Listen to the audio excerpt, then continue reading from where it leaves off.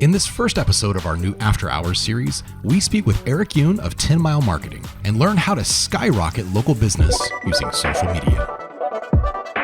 Welcome to Minding Your Business. This is the new After Hours. I'm CJ Jolliffe here with everybody's favorite co-host, Aaron Gerald. All right. So if you guys don't know, we're trying something new. We've switched what we were doing with After Hours and we've turned that into Grow an Online Business. We'll have a link for that in the description, but basically all the stuff that we were doing that was behind a paywall, where we were walking through, you were joining us in the trenches to see how we're building quiz funnels, how we're how we use AI to make our stuff better. That's all going to be free, and it's all on the Grow an Online Business podcast. So we'll have a link for that if you're interested. And now the new After Hours is focusing on entrepreneurs. It's focusing on interviews. So today we have a very special guest. Let me introduce. Here we go. Everybody meet. This is Eric Yoon. Eric Yoon of 10 Mile Marketing. Did I get that right? Yes, 10 Mile Marketing with a number. So I know Eric from what, 2014, 15? Is that 14? Okay. So Eric, you joined me at Creatively Blind. You were our graphic designer for a while, and I know that like our paths went different separate ways, not for bad reasons or anything like that, but we all have to grow and go our own way. But just give us a glimpse of what 10 Mile Marketing is, what you do. Like, tell us as much about yourself as you'd like to tell us. Yeah. So, well, I started my business in 2017 as Standout Marketing. Okay. And then I LLC'd as a Standout Workshop. But then I started making these foodie channels that were doing good. And I always started with, hey, city name.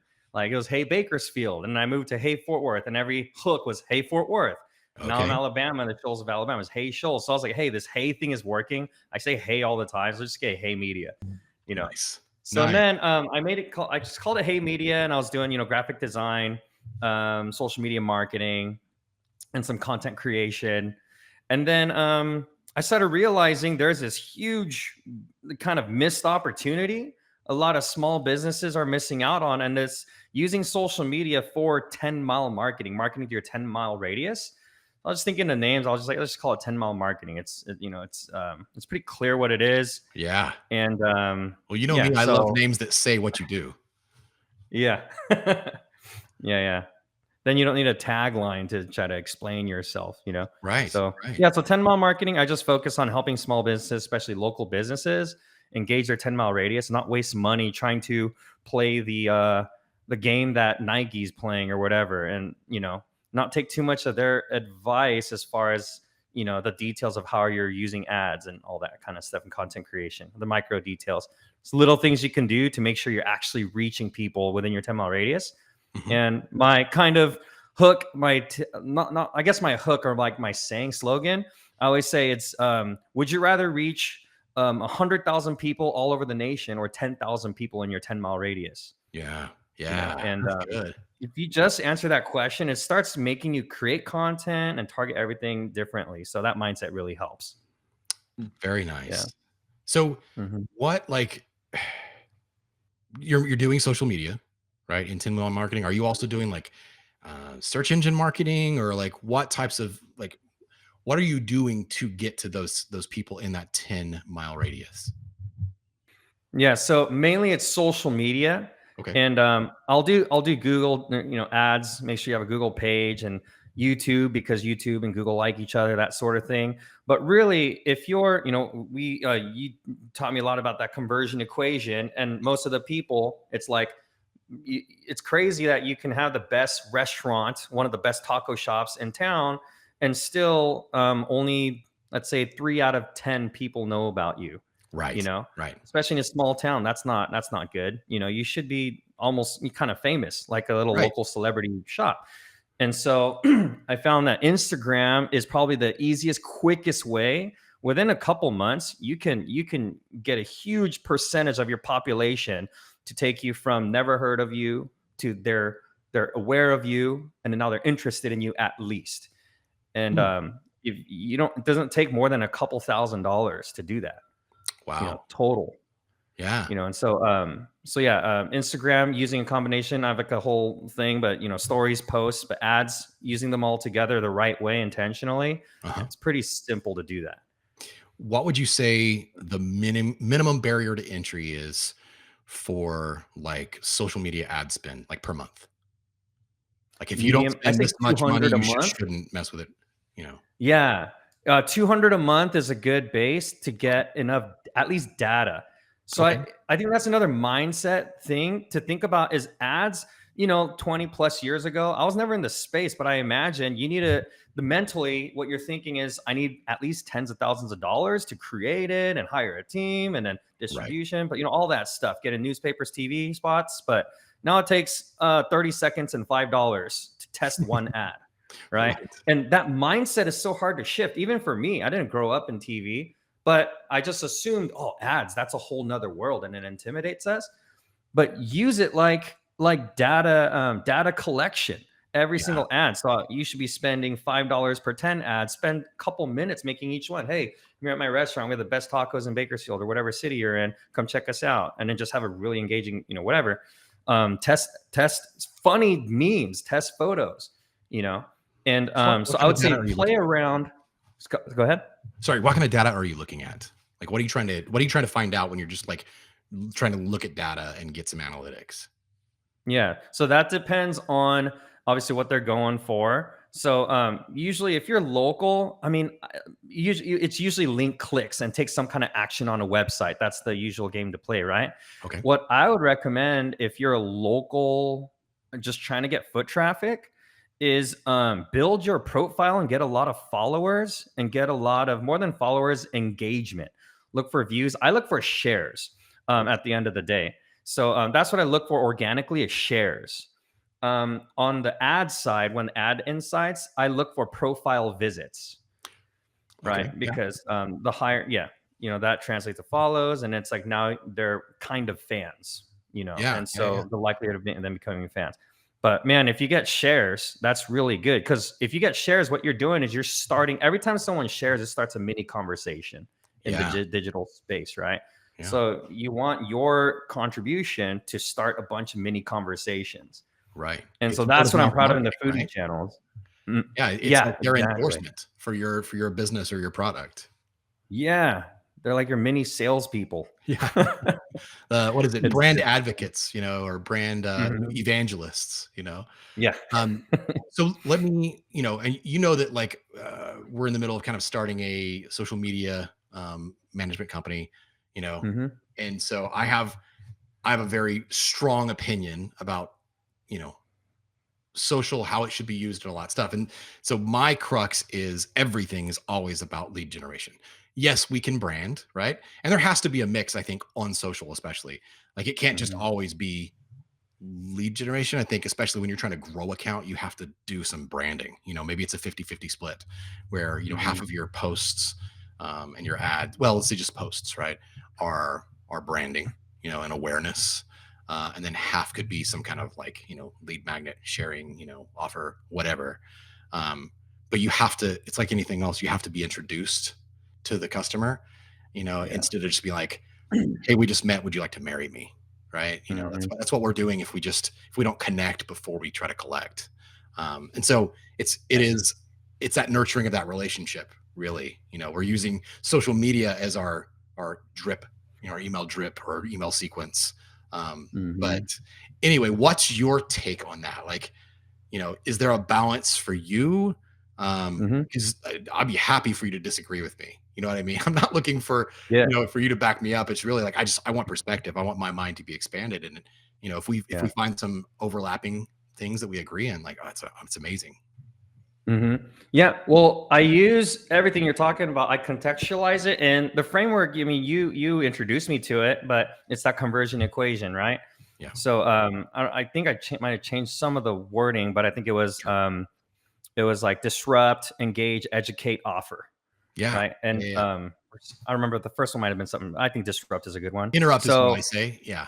interrupt. That's what it was. Yeah, Yeah. interrupt. Interrupt the brainwave patterns. And this is where, Aaron's like, yes. Yeah. So I use in ads, I try to do in 15 seconds or less, try to do all four of those really quick.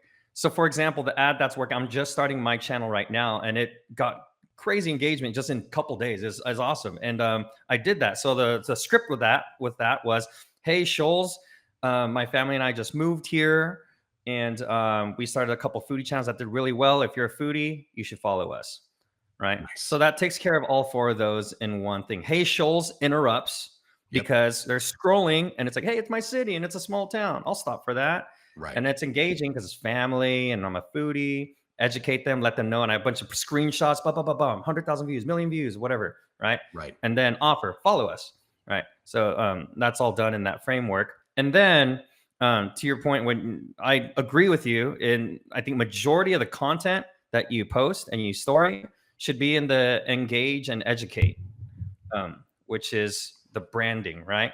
More Yeah. than the selling. And It's I subtly think we talked educating. about it. Yeah, or moving them. Sorry, Yeah. subtly moving them kind of along that buyer's educational spectrum. Yes. Yeah. And I try to keep interrupt and offer to a minimum and just almost all of it be engage and educate. And I think for YouTube and social media, education should be, most of it. Not necessarily talking about how good you are, but talking about what you do. Educate them with your testimonials. Make sure they're clear on your services. That really shot me in the foot for first few years of business too. It's like I just assumed people knew what I did, but they don't, right? Right. Right. So I yeah. mean, I still don't think my parents know what I do.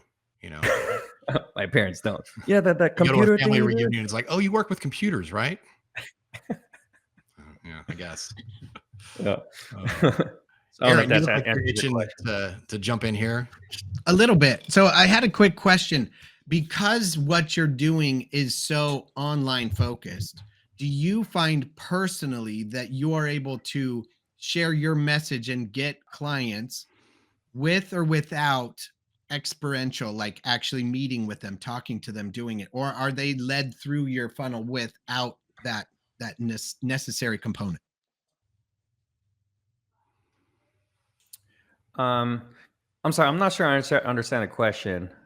Um, When you are building your business to get, because you're helping Mhm. other people use social media and online stuff to build their business, to grow their stuff. Mhm. When you're doing it for yourself, when you're going Mhm. out to get clients, are you able to do it just via social media like like that, or are you having to meet with them in person and Yeah. explain to them what you're doing and what your offer is and what you're doing? Yeah, the in-person touch, I think for me, I'm not saying this for everyone because some people have figured out how to do it completely digitally. I haven't been able to do that. I do most of the brand positioning and trust building online, but the one thing that really requires me to be in person is the closing Yeah. and that first introduction. So if I can, I need an in-person touch to really have someone. I call them like trees, but they're like these clients who just become your word of mouth ambassadors, and then it's like those people, right? They drop Okay. your name, and it's going to happen, kind of thing. And I need the in person for that. I don't think I have any of them where I developed the relationship with them digitally. It's usually through, for me, it's jujitsu. I got a lot of friends through jujitsu who refer me to people or church or something like that.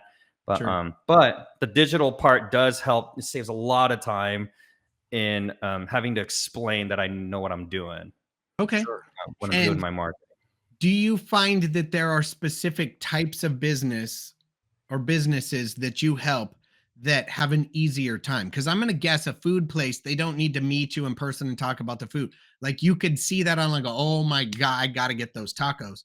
Yeah. That's a sold thing. So that company, once you've talked to them and told them what you do, them gathering other clients or getting their name out isn't a big deal. Do you find that Mhm. there's some companies where you explain to them, we're going to get to this stage and then you actually have to meet with them?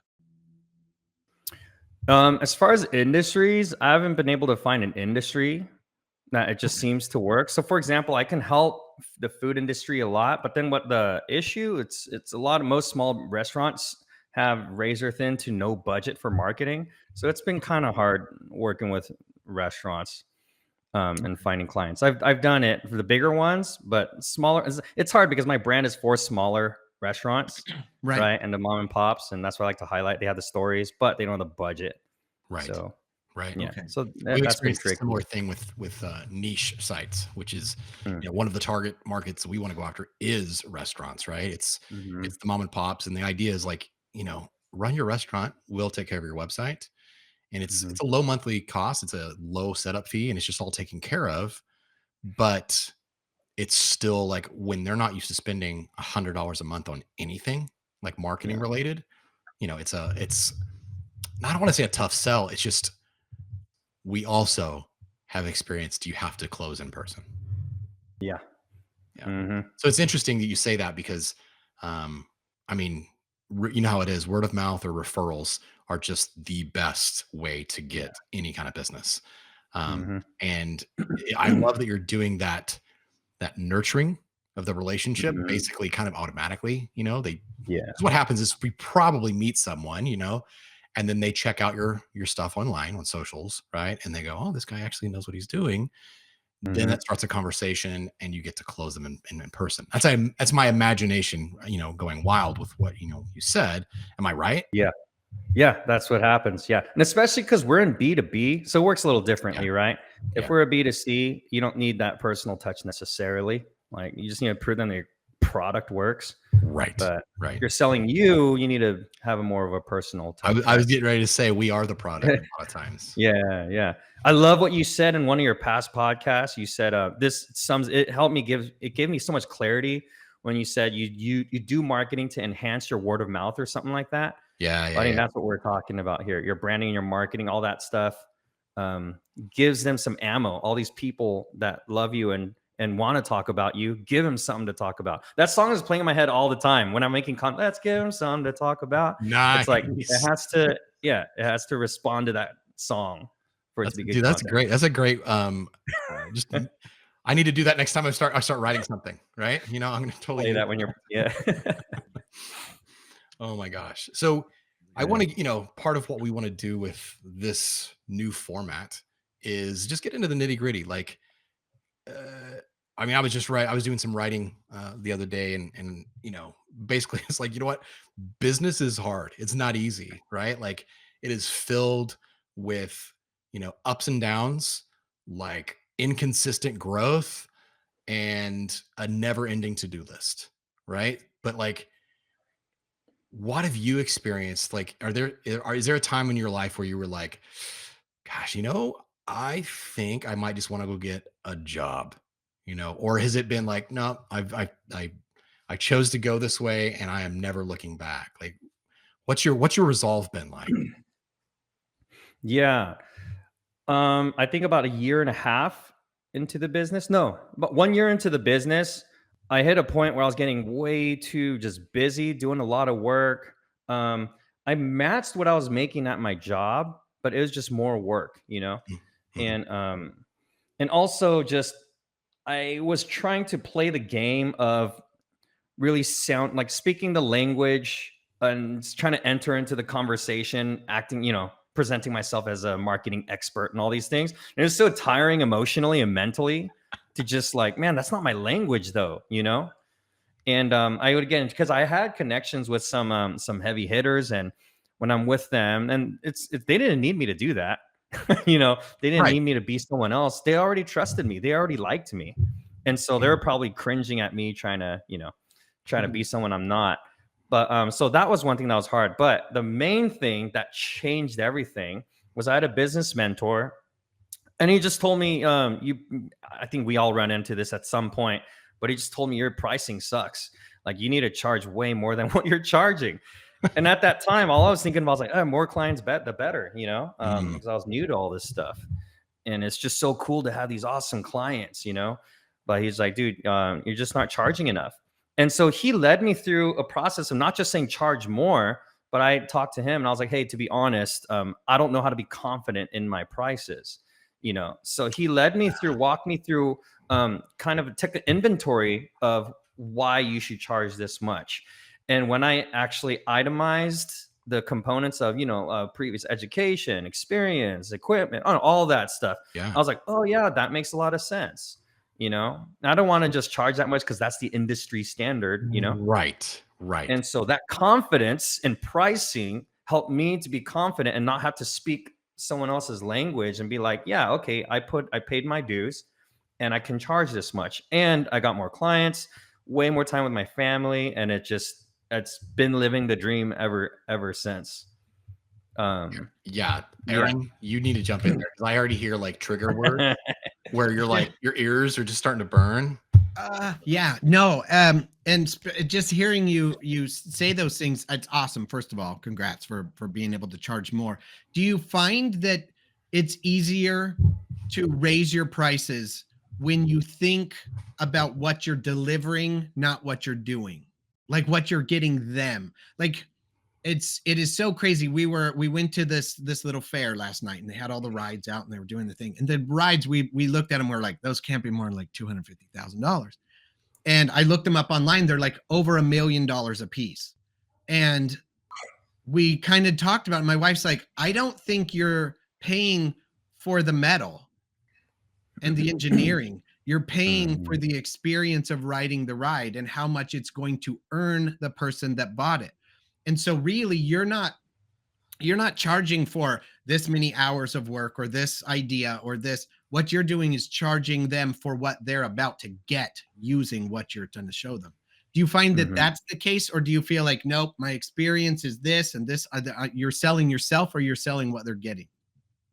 Yeah, I think both. And the language I think this is a common language, but he really hit in my head value-based pricing versus time-based pricing. And so all that, my experience and the value of what they're actually receiving, regardless of how much time it took me, is what makes the price what it is. I remember one time, like this hit me kind of funny, but one of my favorite logos still is Omnisert. Omnisert. Remember Oh the yeah. Omnisert logo? I like that one. It's fun, it's a simple one, and that one took like 30 minutes. But that's how it goes, right? I mean, yeah. when you know, and actually, just so you know, the way the billing was set up for that, those types of projects, it was a flat fee. I Yeah, forget how much we and charge that's for the awesome. logos, but thank you for getting that done quickly, by the way. But that whole project, that whole Omnicert Yeah. project was just a lot. I mean, I can still remember the tagline: "Scan, sync, comply." I mean, Yeah. it was so anyway, that's we won't go into that That whole project was fun. it Yeah. really was. And Yeah. I think that's what's fun about, because it was a startup, right? It was these guys that had an Love it. idea for this Yeah. new product, this new app that like got rid of like paper certifications and things being out of date, and people in oil fields not being let onto the site because their ladder safety certification had expired by 2 days. It reminded them, it kept everything in an app, and it was just super cool, great idea. It actually got bought out several years ago.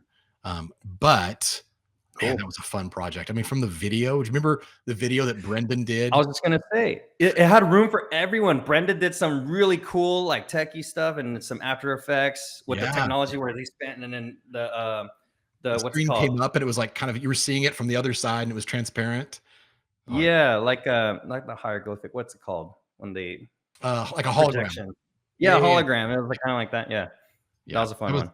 That was, and also just sitting around. Like I remember the brainstorm session, the whiteboard session, when we came up with scan, sync, comply, and all those things. That was, I would say, that was like probably right in that sweet spot of Creatively Blind, where there was about a 2-year span where I think we only lost one project. But looking back, I've been doing a lot of analysis on that kind of stuff, right? Like, why were we successful? What we didn't do is, when someone came to us and they're like, hey, we need a video for our thing, or we need a logo. We didn't go, okay, that'll be X amount of dollars. We said, okay, well, great, let's talk. And we took them through the whole discovery process, right? And it was an hour and a half, session of many pages of questions, trying to get a good idea, trying to get to know them in the business better. Then we went back to the office, and as a team, we all sat down and we started whiteboarding. Here's what they do. Here's what, what makes them different in a way that means something to their target audience, and Yeah. all the things. And then we would come up with a pitch, and I would spend 4 to 8 hours putting together a proposal, which is ridiculous. And I don't do that anymore.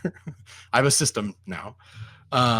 But we would put together a pitch, we would schedule a meeting, and we would pitch them and typically close them in the same session. Whereas if I could say I maybe lost my way a bit, with Infinity Systems, everything was much more streamlined, because that's what I was trying to do. Right. I needed to build something that was streamlined and scalable. And so I could throw together a proposal because we were doing one thing. We're just building websites, basically. There's some automation and stuff in there too, but it was, I could get together a proposal and get it to the client in 15 minutes. What I didn't do a good job of, and I still had a really good closing rate, but I didn't do a good job of scheduling a closing call, right, to go over the invoice. And so that's something that we're, putting back in place with like Looky and Niche and those kinds of things, even though they're much smaller projects than like Creatively Blind was, much smaller, proposals and that kind of stuff. I just think it's so important to not just show someone a price, but walk them through. Here's the price. Yeah. Here's what you're getting for that price. Here's why it takes this long. We're not just offering you like the logo or the website or the video. Here are all the pieces working together. Here's how it will work together. Here's why you really should do all of it, but you don't have to. So anyway, that's been enough of me talking. But absolutely, man, that scan, sync, comply, OmniCert was the best. Yeah. Well, I have a question on what you just said, because this is a question I always have when tickets are a little higher, and I feel like sometimes people with a lot of money like don't want to sit and hear you explain too much. So I'm trying to find a sweet spot. Like, I don't want to over explain why I came up with the price, but also I don't want to under and just say, hey, here's a number. Where do you ever deal with that, and how do you, what's kind of your philosophy on that? I think you have to start, well, read the room, right? So body language has a lot to do with it. Look for the people that are going to be the key decision makers, read their body language, and start with the results, right? Like, just start with the results. Here's what we think. Here's what our target's trying to do. Here's the quote, and here's what we're trying to do. And then based on how they react, you can explain a little bit and then dig deeper. I would probably start with not over explaining and start with just like a cursory 30,000 foot view. And then say, like, happy to dig into this more. Like, what parts do you have questions? What parts do you have questions on? What do you want to look at closer? So then you're really just putting it right back in, in their court for if they have questions, they're going to ask you. If they have objections, they're going to give them. Right. So you kind of have to be ready for it, but that way you're not over explaining because you can definitely bore a lead, show up and throw up, bore a customer to death, and two, like, if they know, they know. Right? So Aaron, do you have any? Yeah, but that's just me. I like to set the stage. So you give them their expectation beforehand. You say, I'm going to go over, I'm going to give you the price. Occasionally people have questions. Now you've given them permission not to have any, but you've also given them permission to have a question.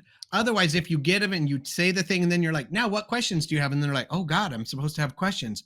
Yeah, better go into everything. And then they don't need that. Right. They're already to the place where they're good. So you just say, occasionally people have questions or they need a few more details. So let me know if there's anything that comes up for you. Then you explain the thing. And then when you see their eyes go, at any particular point, you can say, I think I might've noticed something when I mentioned the timeline or when I mentioned the whatever. And then they're like, yeah, I did have a question about that. And then be like, great, answer it. And then be like, okay, so we ready? Then just assume the close. That's good. Because everybody closes. Like, you're going in and explaining to them, we go over this stuff, everybody closes. At this point, if there's any questions, we definitely want to clear those up before we move forward.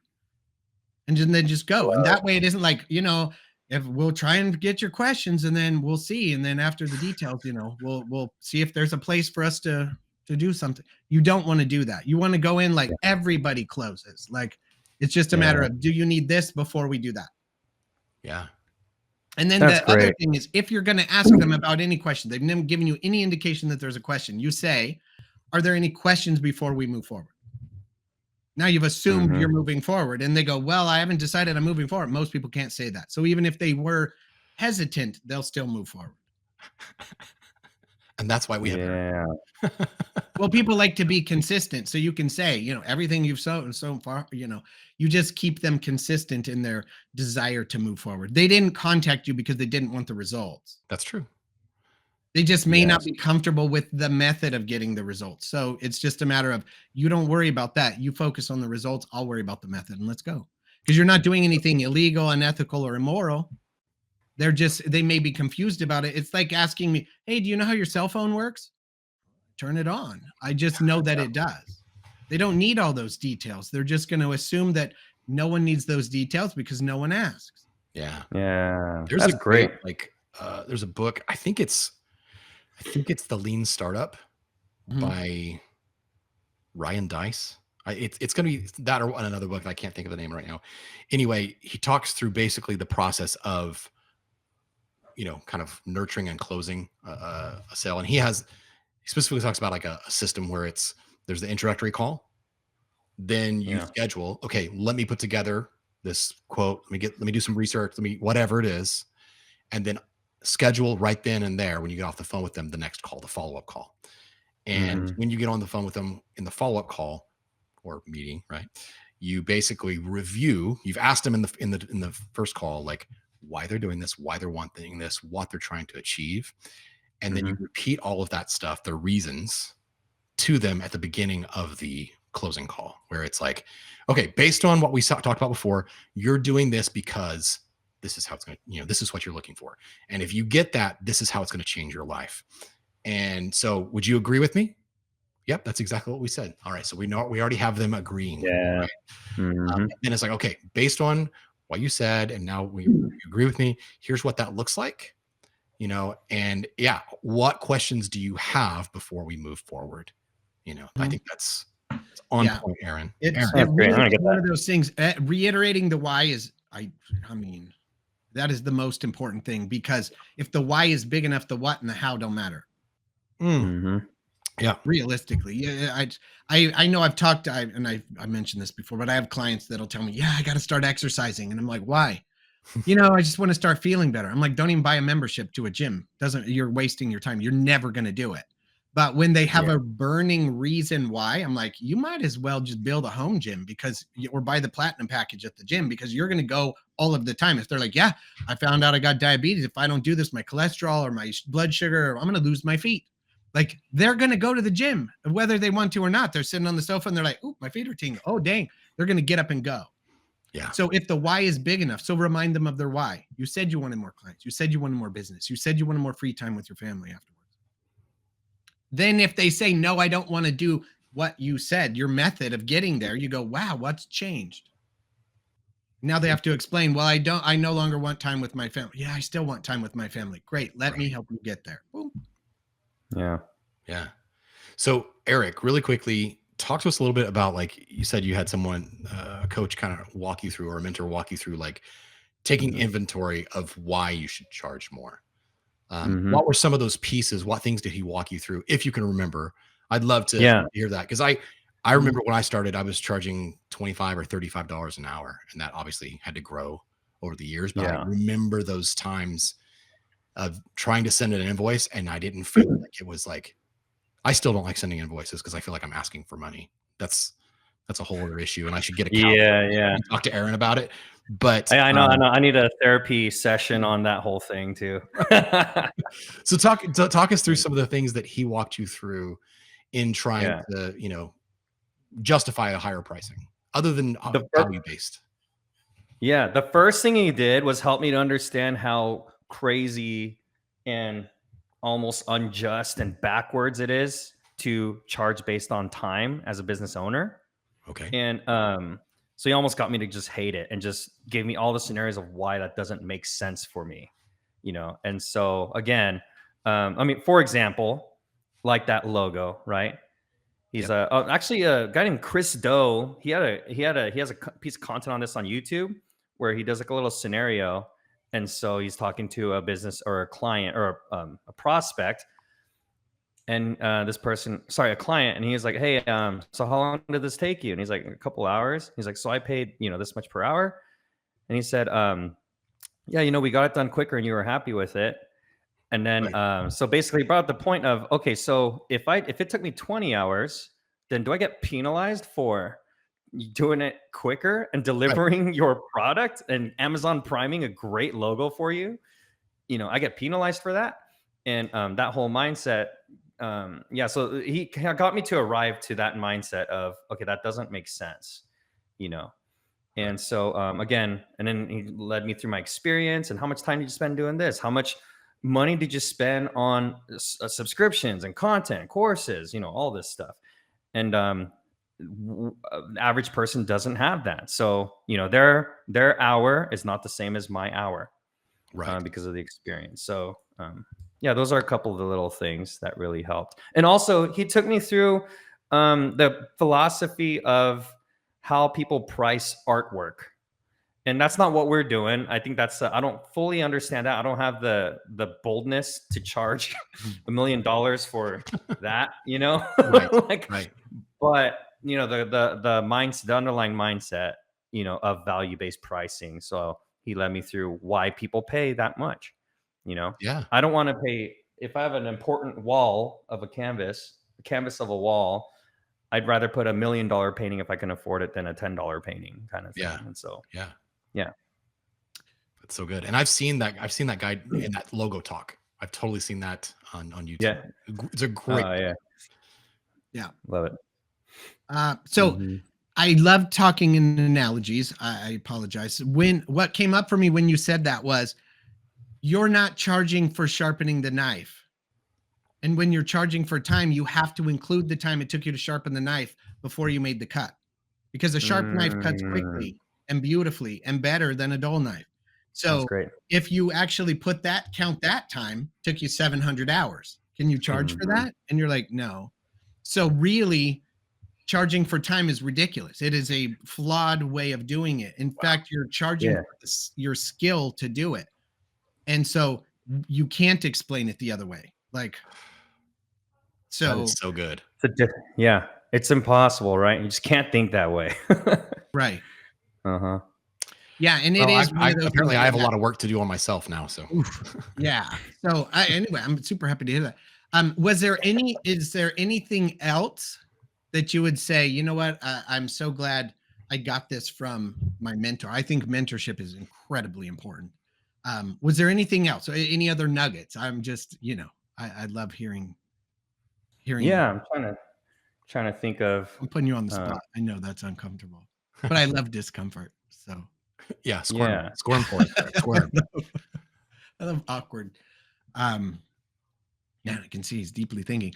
I know Um, he had an idea, but we distracted him from it. Yeah. yeah, Well, we will keep talking, and when it comes to you, you just Yeah, go ahead with what you're doing, what you were saying. I'm just trying to like choose one, but yeah. oh yeah. So in this whole process, we were going down the road of about a year and a half in, right? You had to make that Mhm. shift, choose to raise your prices and that kind of stuff. So what is your resolve? Are you at the point now where you're like, I will never ever not be self-employed. I will never go back and just get a job. Where are you at this point? Yeah, I mean, I don't think I wouldn't double or triple my income for a 9 to 5 Wow. at this point. That's saying Yeah, something. cuz yeah, I mean the whole family journey was a whole nother thing too. I mean, that I don't know if it shifts gears a little bit, but that's one thing in my business that was starting to give me some trouble too. And after having a kid, and then after having a second and a third one, and then working from home is kind of if it's kind of tough to do, right? And then so I got an office outside. I did all that stuff, but then it seemed like it felt like for a while family was kind of slowing me down from all this Mhm. business stuff I can do. But I'm almost finding like I feel like then a good analogy might be, and it's like a garden, like in my life. I have a garden in my life, and how everything works together, how everything converges, and there's a synergy with doing things, being with my family a lot, and having work flow from my time with God, my time with my family. And I came from ministry background. I did a lot of ministry, but Mhm. actually, what suffered during that time, to be honest, is a long story, but just my own personal connection with God. I was feeding everyone around me, but not myself and my family. Sure. And so taking a break from that, I really found the benefits of just focusing on the garden of my heart, the garden of my home, and I found that really helps. Whatever fruit comes out of that is what I can offer to clients or friends or family or whoever it is. Yeah.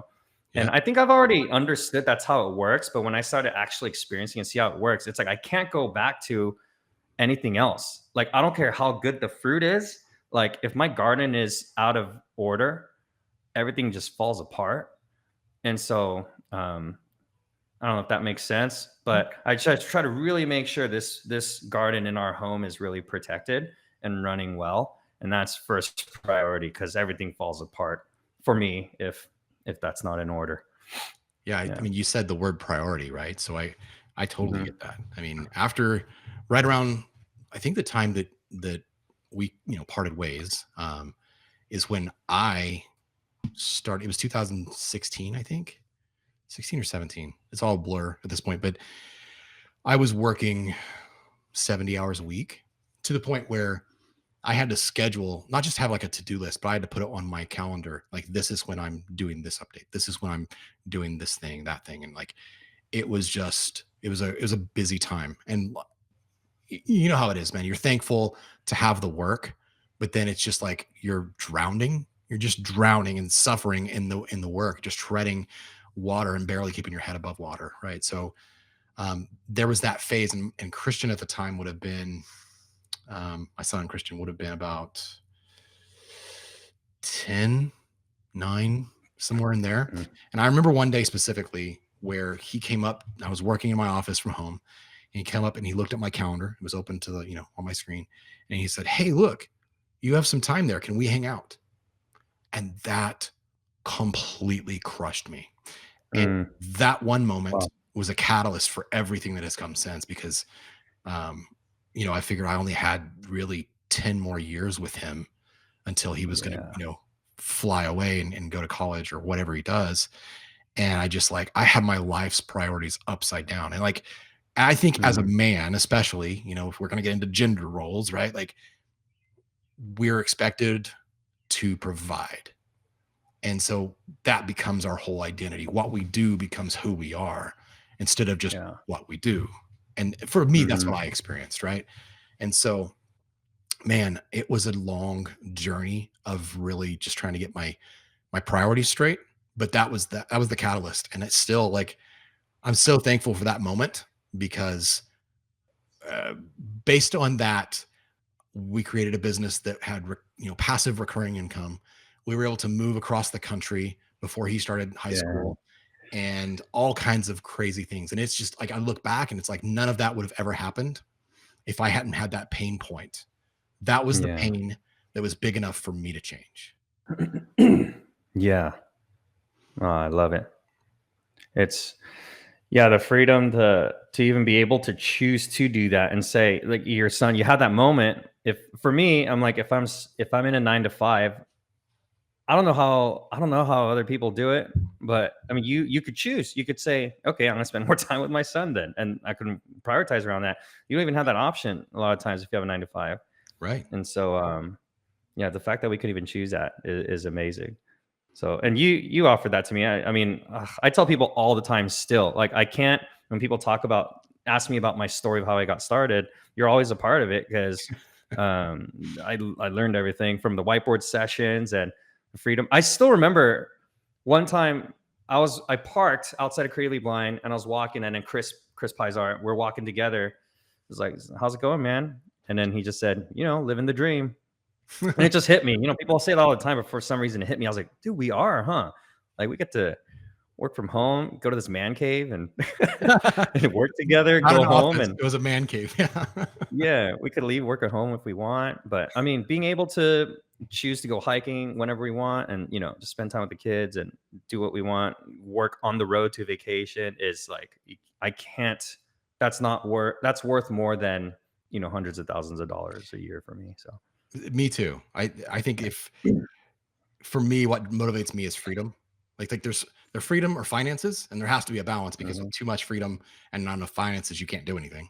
But yeah. with no freedom and all finances, you have all this money, but you have to wait until you're retired to do anything with it. And so there's Hmm. I don't know if there's such thing as a work-life balance. I think it's a seesaw, it's kind of Yeah, totally. seasonal. That's true. But That's I think true. it's kind of the same thing, with freedom and finances. Like if I have too much freedom, I will spend too much money, right? So I need to stay. Yeah. Um, Hmm. but well, thank you for the kind words, man. Like I'm glad that I was able to be a part of your story, and that the story didn't end in you know ruin and fire and earthquakes. I don't know, but no, I mean I remember that time fondly. Even as like stressful as it was because I was the bottleneck and I was new to running a multi-person team. And I look back and I see all the mistakes. It's like I wasn't ready. I wasn't ready to run the whole team. I'd Hmm. had I'd managed a person a couple times, and that was fine. But I still to this day think, I don't really want to manage people. Like I have partners. I do things with partners, not with Yeah. subcontractors or employees.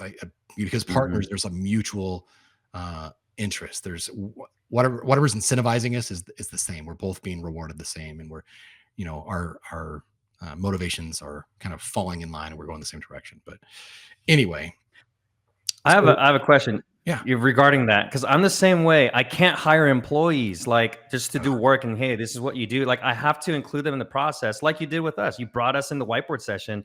I wasn't a graphic designer. My title was creative mastermind. yeah, And you giving me that title, I walked like I was a creative mastermind because you gave me that title and you right. invited me in whiteboard sessions. I felt like I Identity. was contributing. I don't know how much I was contributing. I was like, hey, what if we do this? But I always had these crazy website ideas. Chris is like, dude, that's thing gonna take too long. Yeah, yeah, I can do that. Yeah. but but Well, I I have a think question. Maybe yeah. yeah, for Aaron. Maybe because I love to like asking therapists about this kind of stuff. But what is that block? Is it a different kind of Is it a different kind of person who can just switch on that? I need employees. I could tell them what to do. I could delegate. Versus, I just need collaboration. I can't do that for whatever reason.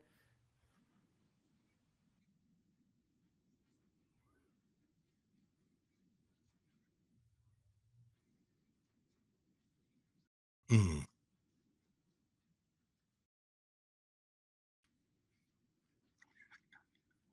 Hmm. Hmm. Right.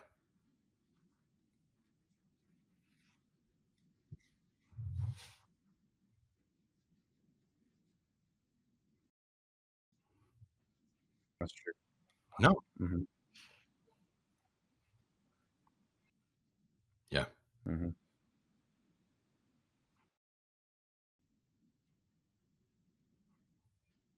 Hmm.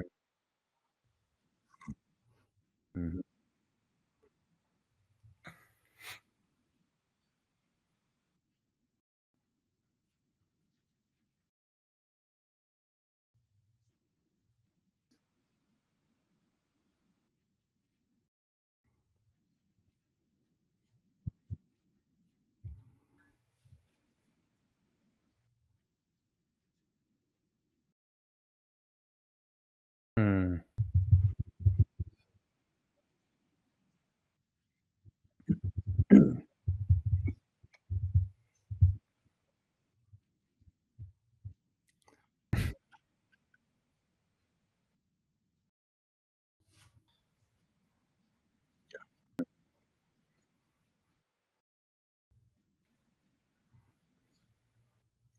Yeah. Oh. Well, and Hmm. so I think it comes down to trust too, right? So if you can just tell someone to do and you know they're going to do it, they would have had to earn the trust to be able to do that, right? And so um, I think that for me, the creative process, because everything we were doing was somehow was creative, right? Like whether it's Mhm. website or design or whatever, like even strategy, it's creative. We're creating something, and I think that for me, especially, like creativity is not a solo action. It is a collaborative thing. Like just like you were saying, like you don't know if you contributed any ideas. Of course you did.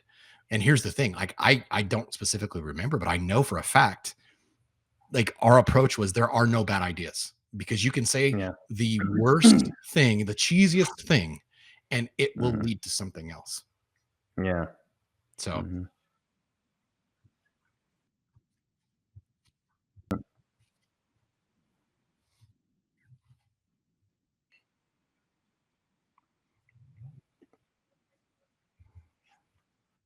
Mm.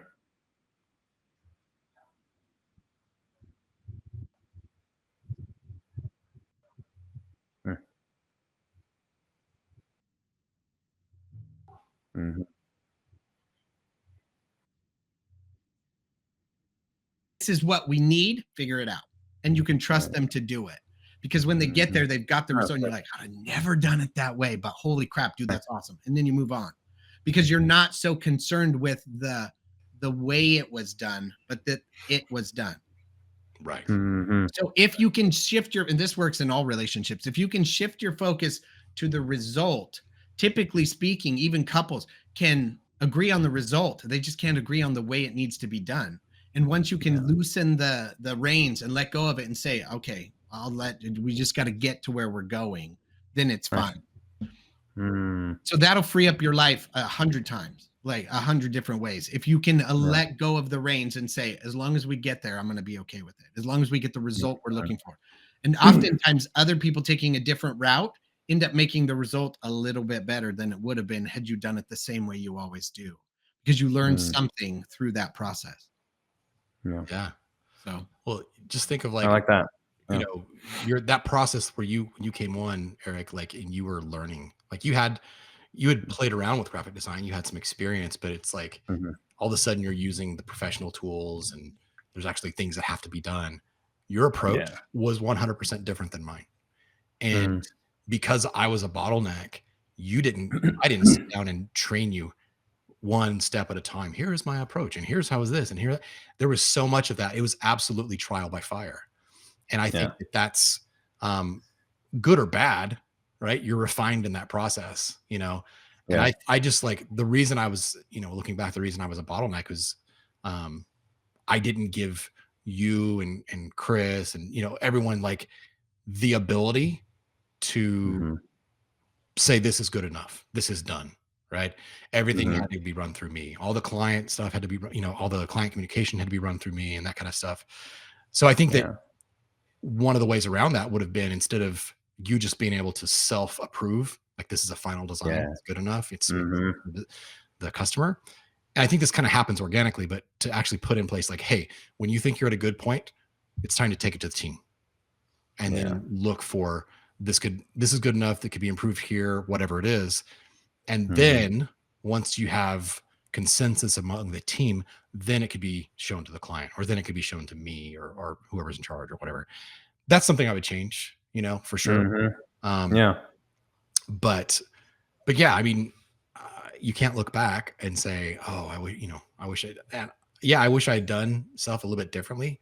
But I'm again so grateful for all of that because I wouldn't be here where I am if it hadn't been Yeah. all those little things. And you too, man. Yeah. Like it's exciting to see you like doing stuff that we started, like 10 plus years ago. Like I just absolutely Mhm. love it. So let's shift gears a little bit. So you just Mhm. relocated. You've been in Dallas, Fort Worth Fort Worth. for Yeah.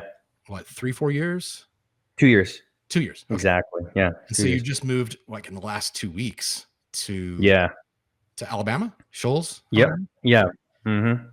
So you're kind of like restarting and now it's time to rebuild business locally, right? Are you carrying Yeah. like I'm sure you're carrying some business and some accounts with you, but Hmm. now you have an opportunity to introduce yourself to a whole new community, right? Yeah. What are some ways that you plan on doing that? How do you plan on stirring up some leads? Yeah. So yeah, I still have clients in Bakersfield, still have clients in Fort Worth. Just landed one right before I left, and so I'm gonna be going once a quarter for shoots and doing the social media. So that's still cool. So it's almost like I have digital bases Mhm. in 3 cities now. Like Yeah. I'm not burning the bridges, you know. So Right. that's super cool. But the new one is I moved here because there's a spiritual mentor of mine, and I just got really close with him, and also we're kind of partnered on some business stuff too, Okay. and making content, digital product stuff. So that's a lot of fun, and I moved here just to be closer with him. And our family visited, we loved it, and so he's already that word of mouth. He's one of those, his word is really heavy, Yeah. with people, and so he's more waiting for like, what kind of clients do you really want? And so Mm. that's a huge blessing to have him, because he's already referred people and got some stuff lined up with clients here. So that's the one thing. But the second thing, I would say two things. That's one.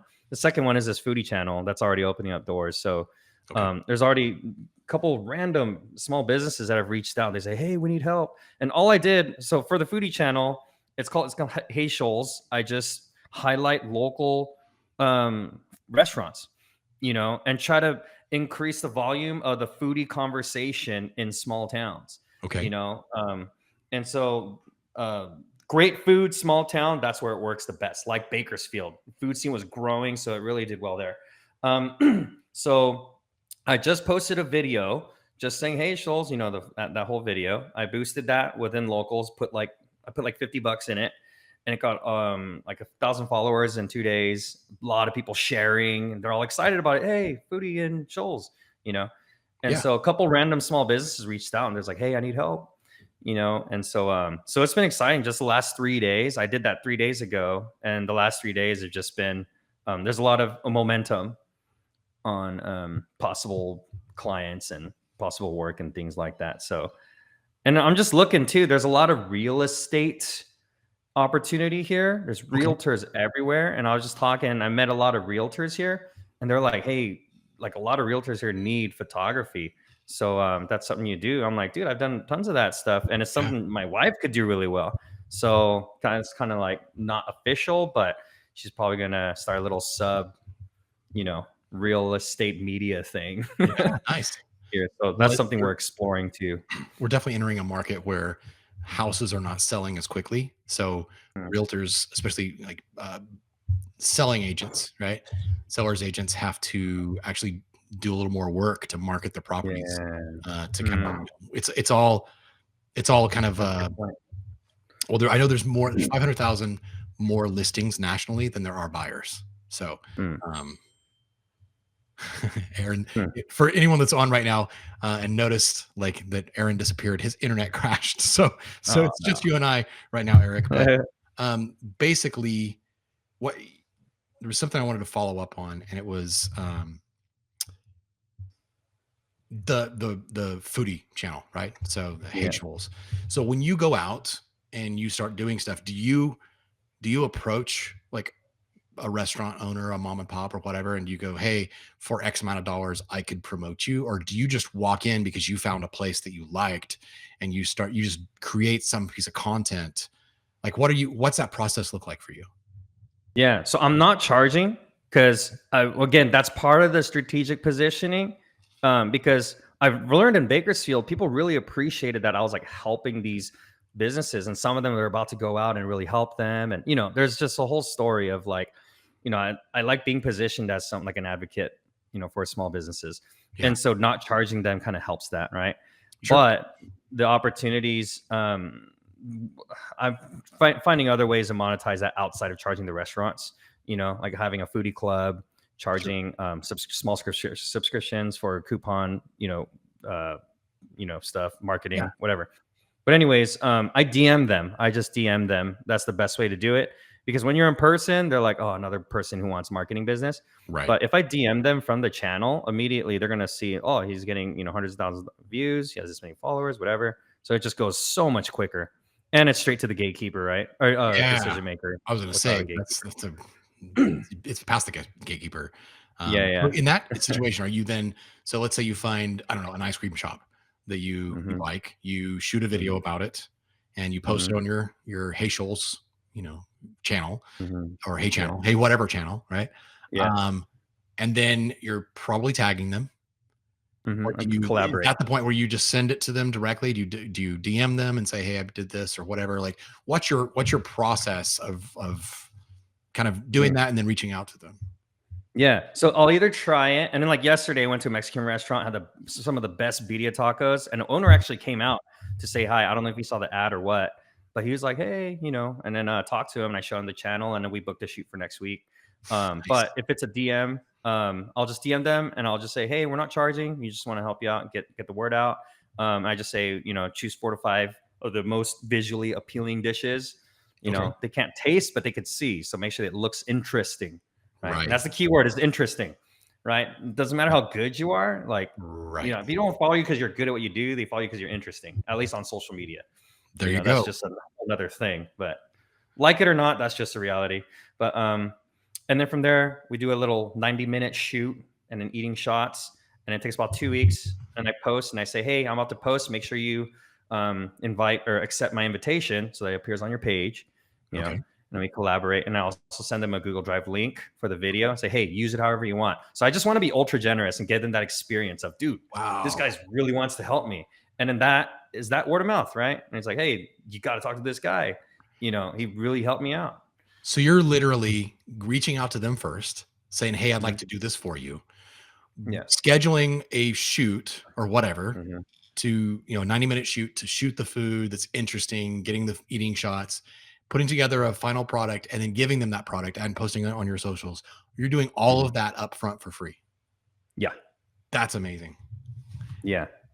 Well, For me, that's the experience, though, when we're talking about marketing for word of mouth. I mean, people are coming to restaurants every day. So it's like, you want these people to remember you. And it's fun family time for us. So I don't yeah, know. I don't know if that'll work for everyone. It's sure. not on paper the most sustainable way to do it, but it really helps us. Like, we get a lot of family time. It brings in business. It gets me results too. Like, I have a sheet of all the results and testimonials and Yeah. crazy testimonials from these business I bet owners. you have So amazing testimonials. What would you yeah. say your of those businesses that you do that loss leader for, right? Mhm. How many, just roughly, what percentage of those businesses go on later on to spend money with you? Um, not not a lot for recurring. Okay. From the restaurants. Again, that's where it's like the restaurants don't have the budget, Right. to pay for that. And obviously we could convince them, but it's hard to do that. I'm not the best salesperson, but but it's others, the ones that do, other small businesses outside of restaurants, they'll see it, and then the same thing applies, to their business too. So That's true. um, So it's yeah. really more about awareness, and you're almost creating you're creating a lot of brand advocates, basically. Hmm. A lot of Yeah. people that are going to have positive word of mouth. And Hmm. when someone they know runs across and they need something, they go, Yeah. "Well, hey, you should talk to this guy because this is what he did for us." Yeah, yeah. So yeah, it's not a huge conversion rate of feature to signing on as a client. Again, because a lot of times I feature the ones that aren't business people. They just Right. make good food and interesting story. But one that was really cool was, I mean, there's a guy at Burgers and a Food Truck, and featured them. He got to move into a brick and mortar like the next quarter, and then so that turned into work. We did Nice. some work for them. Um, so yeah, there are those instances where it does work, but I haven't been able to consistently build business directly out of that. So what I'm hearing you say is that But you would, regardless of whether or not you are using it as a loss leader, but it's really yeah, more like you would do this even if they don't convert for because you sure, enjoy it for because sure. it's family time, and Yeah. it it's almost like the universal law of reciprocation, right? So you do Yes. these things and eventually it's going to come back to you. Yeah, and it helps me because I mean, it helps me to feel honest about it. Like, it's not true generosity if somewhere in the back of your mind you're like, oh, I'm probably in about 10 years, they're gonna, it's Right. like, Right. truly helping someone that can't help you back. And that makes me feel good. That gives me momentum, Yeah. to do that. And people will pick up on it. Like, if you're just featuring people that got money, it's like, oh, okay, that's not a real foodie channel. That's like, you're being an opportunistic business person.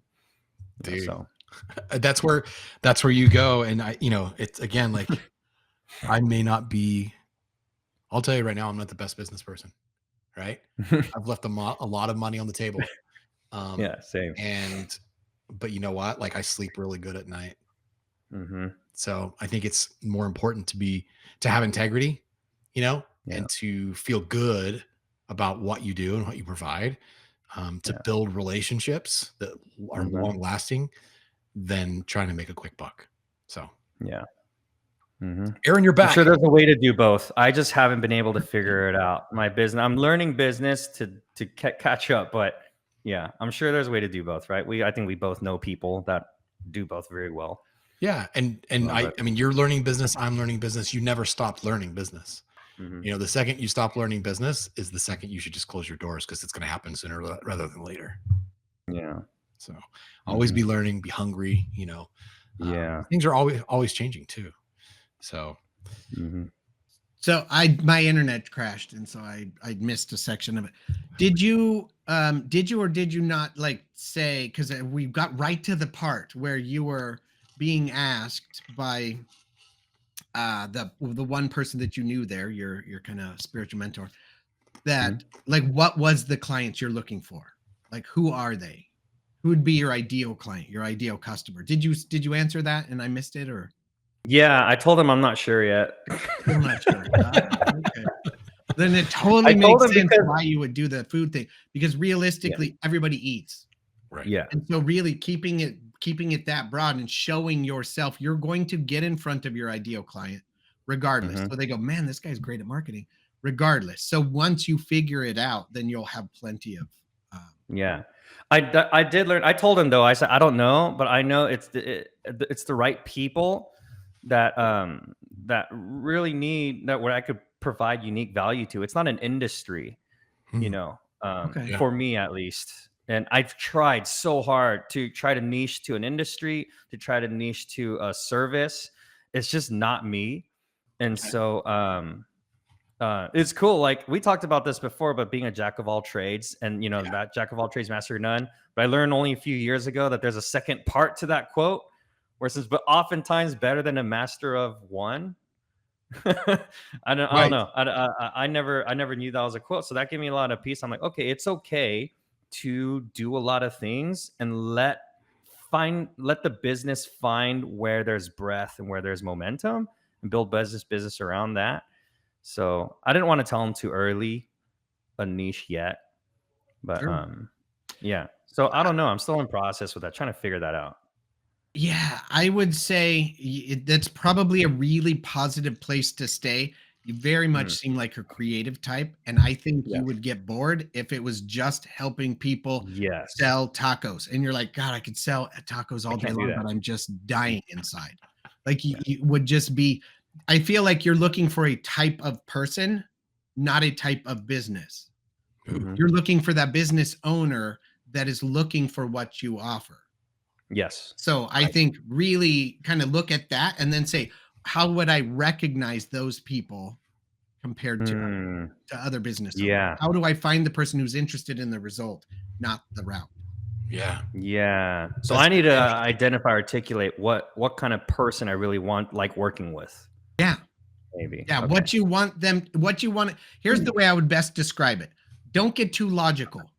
Think, what is it I want to feel when I'm working with the right customer? What is it that I feel? When you get with the right customer, you're like, dude, this feels right. Yeah. That feeling. So articulate what that feeling is so that you can define it, and then go in and look for it. You'll walk into businesses and go, I can feel it. This is the one. And it won't matter if they're selling siding or if they're offering, selling boats. Like, it really won't matter. Yeah. It's super interesting. People have asked me in the past, like, oh, we're financial planners or whatever. Have you worked with financial planners before? You're like, yeah, we've worked with a lot of types of people, right? And we don't specialize in any certain area because, Aaron, you nailed it, right? It's not types of business. And like, don't get me wrong, there are some things we're better at, and we're better at B2B than B2C probably, right?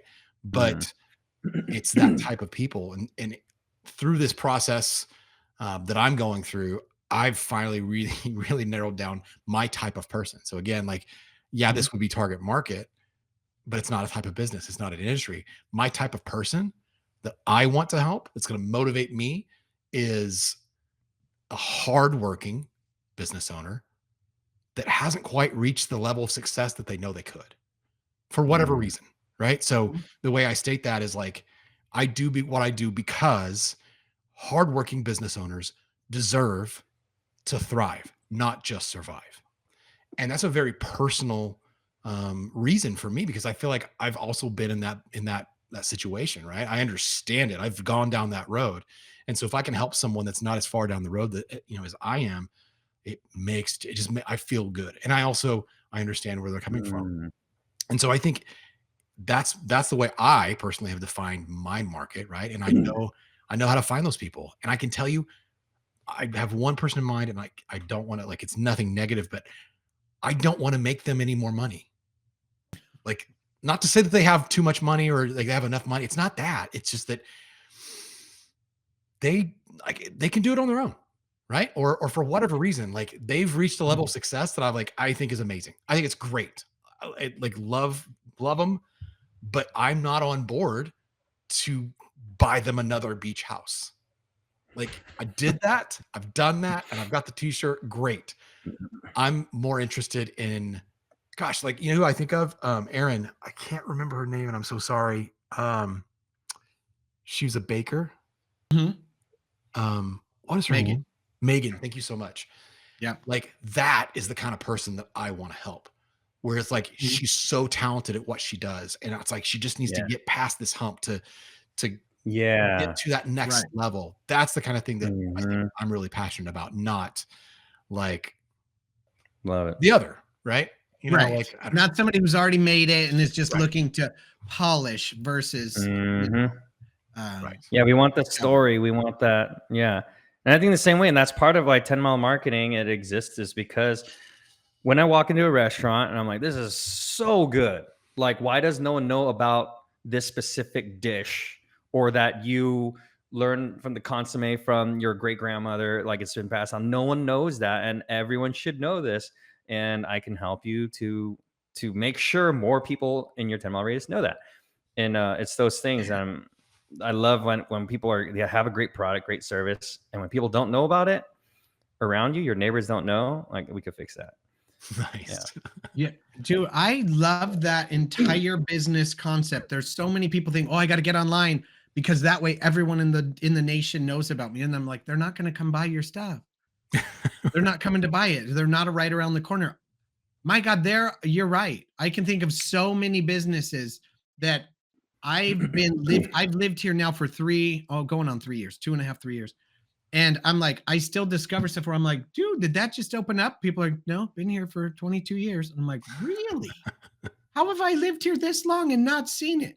And it's just because I have no idea what's there. And so I've gotten to where I've gotten in the habit now of getting on my phone and saying, whatever it is I'm looking for near me. And then I zoom my map till I'm about in a 3, 4, 5 mile radius where I'm within 10-minute drive.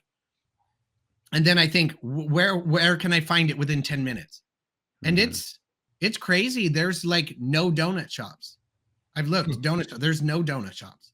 There's no, like, multiple types of business that there's none of. And I'm like, man. And then I find some that I'm like, oh my God, I had no idea. There are 5 here. I've only ever been to 1, like Thai restaurants. I've only ever been to 1, but there's 5 within a 10-minute radius of me. And I'm like, why didn't I ever hear of them? Why haven't I seen them? And I think that's why we think marketing is this global thing versus a local thing. But I love that. I think if I thought about it right now, I'm like, there's no way people within 5 minutes. I could tell you there's probably a building right here of apartments and houses that nobody knows that I'm here. Hmm. I never considered getting the people within 10 miles of me to know I'm here. Yeah. I'm going to get so much more business because they know I'm here, or they'll send somebody. Oh, I know somebody who's right there. He's just right around the corner from you. Yeah. Yeah. That's totally different. Yeah. That's So, like, almost like he's from the neighborhood. He's right here. You're going to get that. It's almost word of mouth just because of where you live. True. You're local. heard- They know you. To back up your whole business model, Eric. Like, Yeah. Yeah. I've even heard Gary V talk about, like, if you just don't focus on all this, right? Own your city, own your 10-mile radius. I swear I heard him say those exact words, own your 10-mile Really? radius. I promise I didn't hear that and steal it. No, like, I saw it after I saw your stuff, and so Okay. I just thought that was like, You saw mine then. It's all yours. He's copying you. Yeah, I'm sure. But yeah, with that, I mean, literally, like, even for yours, just go on the story, just talk real quick. Hey, city, I'm over here, and then just post it as a story just to test it, because you're not attached to it. If it's on your post 24 hours, it's gone. But you could boost it for however long you want.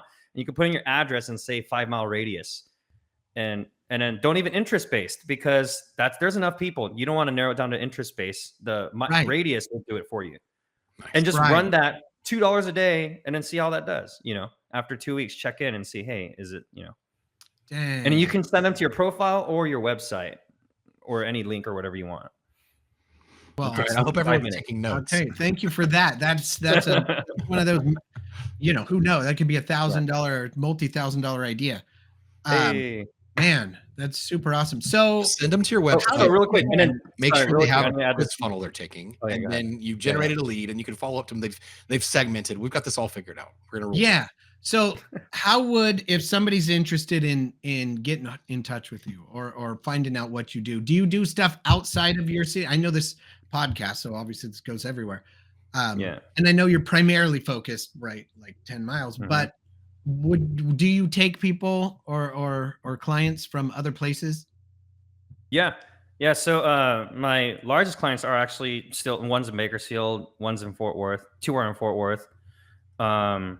So yeah, we do consulting. We do editing if people have video already, we edit, manage, and do all that stuff. Because a lot of it's the curation process is probably the most important part. Curating it right hooks, right headlines, all that stuff, and then making sure automation, everything. So yeah, we do that for clients as well. But yeah, my biggest clients are not around me at all. Yeah. Okay. So how do people get in touch with you? But Yeah. So what would you they could email me, ericyun14@gmail.com, ericyun14@gmail.com. You can, my Instagram is Drop your email ericyun14. address on a podcast. I am blown away. I will never ever do that. No, but so, like, you want to send it to your like Instagram, to your website? What do you? Yeah. you All want? right, we could cut that out then. Yeah, you could just DM me on Instagram, ericyun14. Yeah, Okay. that's probably the easiest way. So DM me on my personal Instagram, ericyun14. You can check out my website is itsheymedia.com, ITS heymedia.com. That's probably Okay. the easiest way to get a hold of me. Perfect. And all my channels are on my personal bios too. So Yeah. Oh, okay. We'll definitely add that to the show Okay. notes. Yeah, I definitely want to check out your Instagram, just because if you're doing that for foodie stuff, like, dude, I love food, and I love seeing how people do it, like how they promote it or talk about it or whatever. I'm interested in seeing your artistic eye when it comes to that. Well, and Aaron Yeah. is very much a foodie, whether he would say that Yeah. like to the world. I know that for a Mhm. fact. I've been around you enough to know you're a foodie. Yeah. But Yeah. so, dude, thank you for joining us. I mean, seriously, like, this is the kind of stuff that, like, I feel like we've given a lot of value, right? Definitely some ideas, some things, like, yeah, I want to try some things, but yeah. So if you had one thing, if you had one tip, as we close, that someone could try, doesn't have to be a restaurant, like any type of any type of tip for any type of business, what would it be? Test ads. Okay. Yeah. as So, like, many as you can. Go high volume on ads and find out what works. But okay. use $200 budget a month and use it as your playground. Don't put more than $20 into one until you know your data. Okay. Okay. And just test this, just phone. Don't use DSLRs. I've tried that. I got 10x the engagement when I use my mobile device camera. So that's another thing. The high production value makes people feel like they're further from you, which is anti-social media. So there are certain times, right? If you're meeting, there's certain times to use visual aesthetics and production value. But for the most part, use your mobile device for social media. So production value for YouTube and Yes, more I was raw just gonna and say. real for social media. Mm-hmm. That tracks. Okay. That tracks. For sure. All right, guys. Well, this was great. Last thing, anything, last chance. Aaron, you want to say anything? Thanks for coming. Thanks for joining us. I'm sorry that my internet crashed. I'm sorry I missed part of that. I'll go back and listen to it. But great meeting you. I appreciate you coming on. Yeah. Yeah, nice meeting you. Thanks so much. I took some good notes, and I'm sure this is going to help me out a lot. I'm already kind of thinking like, okay, I need to start acting based on some of these little mind frames here. So very helpful. It's been fun. Our typical sign up, it may seem a little, I don't know, offensive. Eric, I don't know if you've listened to the end of any episode. We try to run people off before the end. But until next week, mind your business. Hey, this is CJ. Are you interested in step-by-step walkthroughs of the tactics we're using to grow our businesses? Then check out season 7 of the Grow an Online Business podcast.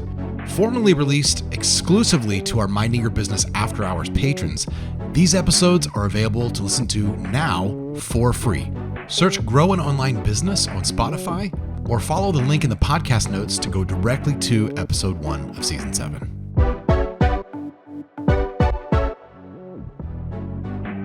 Hey, thanks for listening to the Minding Your Business podcast. Your hosts are Aaron Gerals and me, CJ Jolliffe. If you want to find out more about us or when we're going live or follow us on socials, just go to our website, mybpodcast.com. And again, thank you so much for listening.